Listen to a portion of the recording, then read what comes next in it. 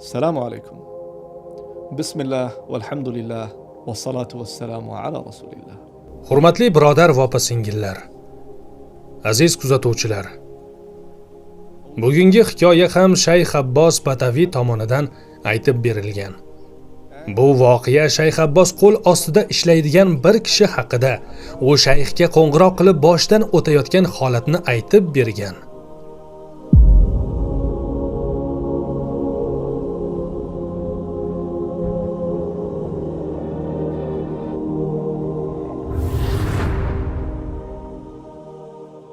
Shayx Abbos aytadi: Bu ayol menga 22 marotaba qo'ng'iroq qildi. Nima qilishni bilmay qoldim. Bu ayol ham shayx bilan birga ko'ngilli bo'lib ishlaydi. 16 yildan beri ayollarga xizmat qilib keladi, ya'ni vafot etgan ayollarni jasadini yuvadi. Qayta qo'ng'iroq qilavergach, shayx nihoyat javob berdi. Ayol: "Iltimos, shayx, menga yordam kerak" dedi. "Men qiyin vaziyatdaman. Nima qilishni bilmayapman" deydi. Shayx unga "Nima bo'ldi o'zi?" deb so'raydi. Ayol aytadiki: "Men marhumning uyiga bordim va jasadni ko'rdim. U butunlay katta atyol yoki choyshab bilan yopib qo'yilgan edi. Katta choyshab butun tanani to'liq yopib turgan edi." Xo'sh, voqea keyin nima bo'ldi? Birozdan keyin u ayol choyshabni ko'taradi. Qarasa, marhuma yoshgina qiz. G'alati tomoni shundaki, bu qizning jasadi, ya'ni tana a'zolari har xil holatda edi, ya'ni bel qismida o'ng qo'li turardi. Ikkinchi qo'li esa boshda turibdi. Boshida oyog'i ham to'g'ri emas edi. Odatda odam vafot etsa oyoqlari tekis bo'lib qoladi, lekin bu qizning bir oyog'i qiyshaygan. Go'yo u oyoq uchida turgandek edi. Oyoq uchida. Yuvuvchi ayol shayxga holatni tasvirlab bergandan keyin Shayx Abbos aytdiki: "O'zingiz yaxshi bilasiz-ku, odam vafot etganda uning mushaklari qotib qoladi. Nima qilishni bilsangiz kerak" dedi. Ayol: "Ha, odatda bunday holatda biz sochiqni issiq suvga solamiz. Keyin uni olib mushaklar ustiga qo'yamiz. Mushaklar biroz yumshagach, qo'lni yoki oyoqni to'g'rilaymiz" dedi. Shayx Abbos: "Xuddi shunday qilasiz.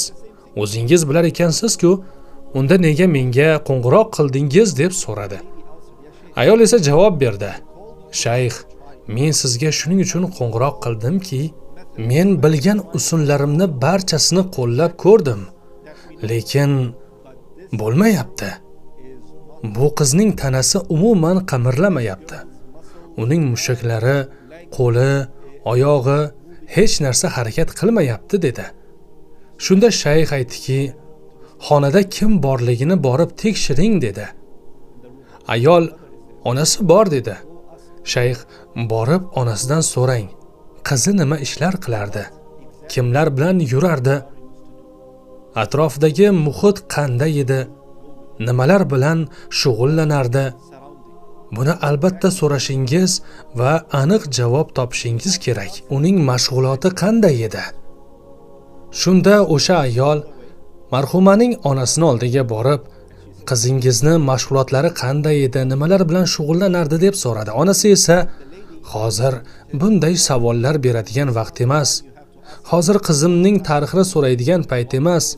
Iltimos, ishingizni qiling" dedi.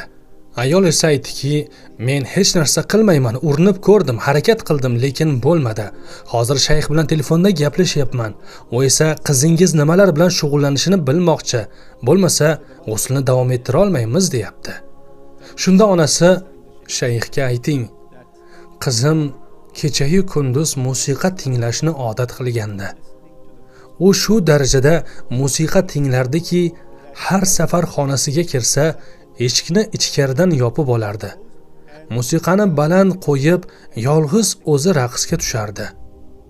Hatto tashqariga chiqmaganda ham Tashqariga chiqa olmay qolsa, ukasiga 10 riyol pul berib, eng kichik ukasiga pul berish chog'ida unga mana bu pulni olib, do'kondan o'zingga xohlagan narsangni sotib ol va mana bu 10 riyolga do'kondan menga eng yangi kaseta, ya'ni musiqa yozilgan kasetani ham olib kel deb aytardi. Musiqiy kaseta. Shu tarzda har hafta davom etardi. Har safar yangi albom, yangi kaseta chiqsa, u olib kelardi. O'zi chiqolmasa, ukasiga pul berib yuborardi. U esa SD yoki kaseta olib kelardi. Keyin u musiqa qo'yib, kecha-yu kunduz tinglab raqs tushardi. Bu gaplarni telefonda tinglab turgan shayx yana savol berdi. Qizingiz qanday vafot etdi? Ona aytdiki, bugun biz to'yga borgan edik. To'yda qizim juda yaxshi ko'radigan qo'shiq qo'yildi. Hech kim uni tortgani yo'q, majbur qilmadi. U o'zi o'rnidan turib, kelin o'tirgan sahna tomon yurdi va raqs tushishni boshladi. U o'tirgan joyidan turib, sahna tomon raqs tushib borardi. Hamma qarab turgan paytda sahnaga chiqdi. Atrofda hammasi ayollar edi. Opa-singillar, faqat ayollar. Atrofda erkaklar yo'q edi. U raqs tushib sahna tomon, ya'ni kelin tomonga borardi. Keyin nima bo'ldi? U sahnaga chiqib, bir qo'lini boshining ustiga qo'ydi. Ikkinchi qo'lni esa beliga qo'ydi. So'ng oyog'ining uchida turib aylana boshladi. Bir necha marta aylangandan keyin u yerga yiqilib tushdi.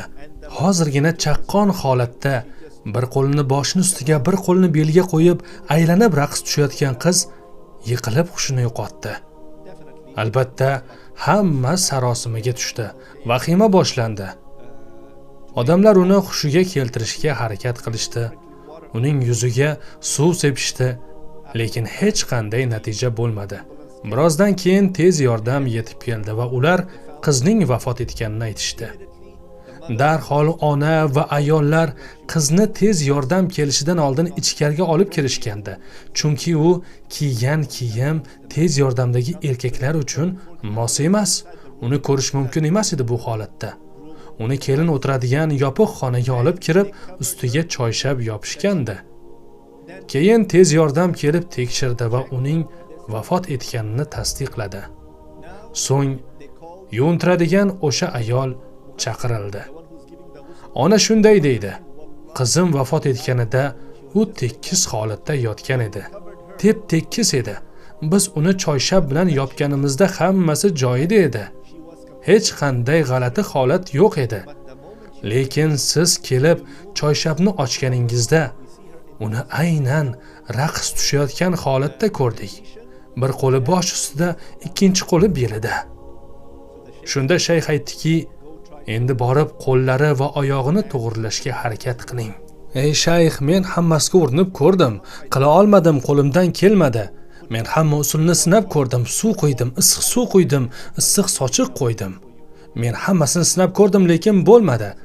Shunda shayx telefonda, unda shunday qiling. Boshidagi qo'lini kafan bilan o'rab qo'ying. Belidagi qo'lini ham o'rab qo'ying. Ya'ni kafan bilan o'rab qo'ying. Oyog'ini ham o'rab qo'ying. Shunchaki o'rab qo'ying, bo'ldi.